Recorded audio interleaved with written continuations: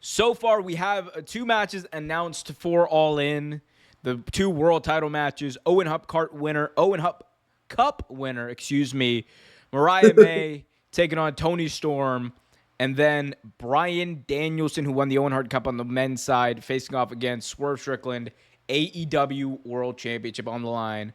First and foremost, Trevor, did AEW get this wrong? Should Bryan Danielson be the one to face Swerve, or should it have been Hangman Page?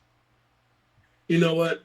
I saw the outcome and I thought about it. Like another Swerve and Hangman would have been fantastic, but this is possibly Brian's last run, last hurrah.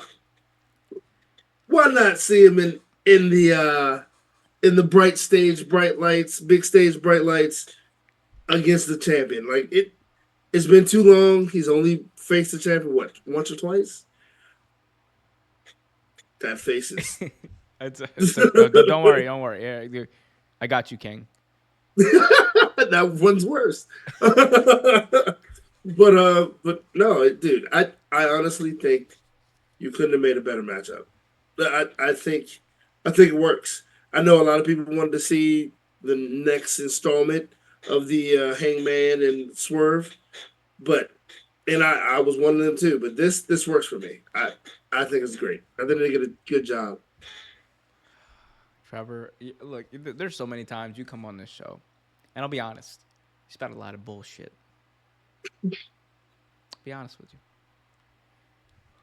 you. But I have never heard you say something more beautiful and correct in your entire life than you just did right now.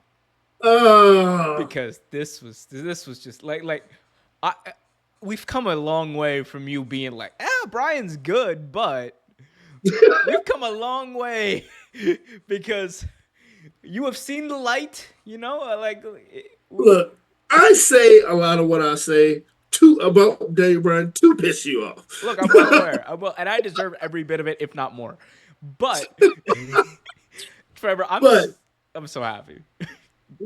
I know you are. You're giddy like a schoolgirl. I can see it. You're glowing. Bro, the American Dragon Brian. I don't care. Like, I know I'm not the only one who wanted to see this, so I'm fine with that. But I wouldn't care if I was the only one. Bro, Vince Russo, bro, should have reverse Montreal screw jobbed him, bro. Count the fast three. I don't care what you got to do. Make sure Brian wins that belt at All In. And Now, has it been decided that this is his last match? no, no, no. I look.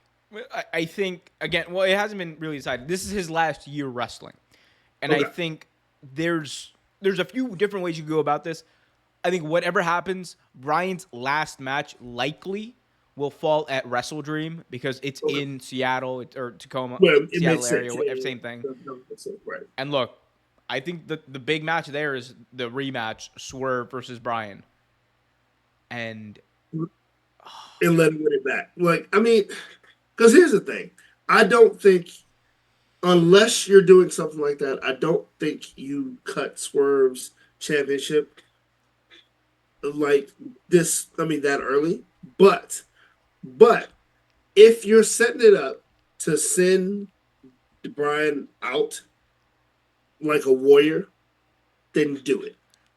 and it would do so much for Swerve. Like if we're talking Absolutely. real for a sec, Absolutely. like him battling back from that adversity of like losing the belt, and because it's not like he's losing the belt and getting jobbed out, right? No. He's No. losing the belt in a main event match at the biggest show of the year for this company, in front of tens of thousands of people in Wembley Stadium, and likely going to be wrestling in his hometown of Tacoma, Washington, in a historic arena in the Tacoma Dome, against arguably the greatest wrestler of the past generation, like, Yep. and retiring him from full time action.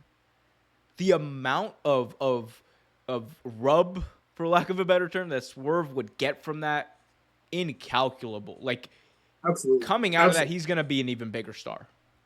He like just the talking about that just gives you like the good the fuzz warm and fuzzies because it's a great idea. It's a great idea one, and it's a great story in it.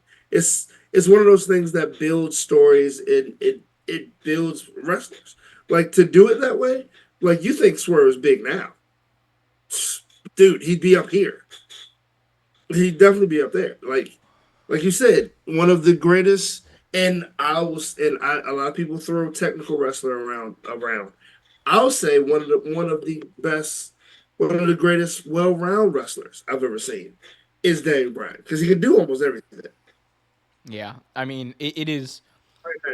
I totally understand people like genuinely who want to see that story between Hangman and Swerve play out, and I think it will. Like that is literally something they can always go back to. I think they will after. I wouldn't be surprised if that's one of his matches after, he loses the belt the Bryan Look, the there's a world where Hangman costs Swerve the belt. 2 weeks right. later, they face off in a big match at All Out. You have a huge match for All In, like done and sealed. Huge match for All Out, done and sealed. Huge match for Wrestle Dream, done and sealed. From a business standpoint, Trevor, this Dude, might have been best for from a business. booking wrestling fan business standpoint, you just sold three pay-per-views.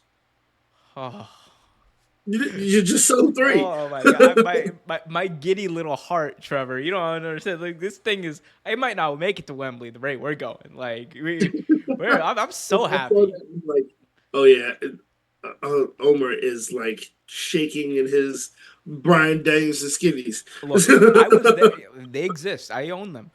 I was I was there at TLC 2011 when Bryan won his first major world championship in WWE when he cashed in on the Big Show in that Money in the Bank, and I was probably one of the few people in my section, nosebleeds all the way up, screaming. And I was like, what, like 10, 11, 12, something. I was a younger kid screaming like, yes, yes, yes. And this is before yes, yes, yes was a thing. I was like, let's When did you go. start watching Marvel?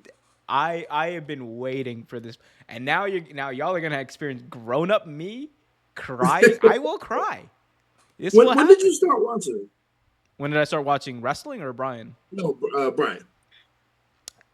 It was 2000 and I think the first Brian match I ever came across was like something like it was right after, ironically enough, or not ironically enough, I don't want to say that, but like it was right after like the Benoit stuff Okay. happened, so sometime in 2007, and then like I really started to like pay attention and notice him like 2009, and then he came to WWE like through the NXT thing, and I was like, that's my guy.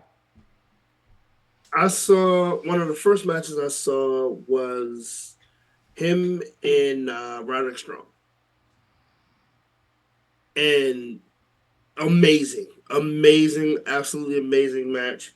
And I said then it my opinion has changed a lot, but then I thought his style was completely technical, and he reminded me a lot of Bob Backlund, and not in a Which bad way. I was gonna say, which Not, Bob Backlund we talking about? I will never eat marijuana. no, not that Bob Backlund. That's when he won Oh, he won the what? WWE title for like 2 days, right? Yeah, Yeah. I remember. The greatest. That was the best Bob Backlund. Let's be honest. Oh, it was, dude. I will not eat marijuana. I'm running for president. But no, like it was around that time, and I was like, oh, he's completely technical. Like his wrestling is very methodical, it's very slow pace, but it's good. Um, and then after that, you slowly started seeing his development. You started seeing him change his ways, his wrestling ways, and honestly, he the way he wrestles kind of reminds me of like not as well, actually, yeah, probably just as stiff when he can be, kind of like Dynamite Kid a little bit. Like he's Mm. technical and high flyer. Dynamite Kid, Owen Hart, guys like that. It kind of reminds me of that. But like he has perfected that style now. Like Brian, don't get me wrong, Brian Danielson is not my favorite wrestler, but I don't hate him. I've never hated Brian Danielson.